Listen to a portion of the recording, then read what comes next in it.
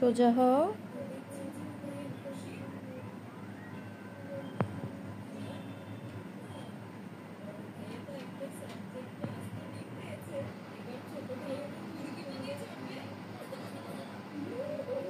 এই রোডে ধরে ধরে দাঁড়াও, এটাতে ধরো, তাহলে ব্যালেন্সটা ঠিক হবে। হ্যাঁ, সোজা হয়ে দাঁড়াও।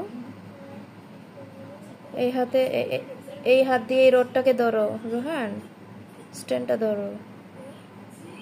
Very good. মাথা পিছনে দিছিলা কেন? আম্মু যে নামাজ পড়তেছি, তুমি যদি ব্যথা পাইতা, যদি ফিতাগুলো পড়ে যায়, আমি একটু ওকে ধারা করায় নামাজ পড়তে নিছি। ও এই ফাঁকে আমি ভয় পেয়ে গেছি, নামাজে থাইকেই আমি 2বার ঠিক করে দিছি। এখন দিয়ে আবার নিজেই ঠিক হতে পারে। ফিতাটা কিন্তু টাইট ছিল, কিন্তু ও বারে বারে যে এরকম পিছনে চলে আসতেছে, এই কারণে ঢিলা হয়ে গেল। এত দুষ্ট কেন হইলা রুহানি? সরি বলো আম্মুকে। আম্মু ভয় পাইলাম নামাজে থাইকা, পড়ে গেলে তো ব্যথা পাইতা।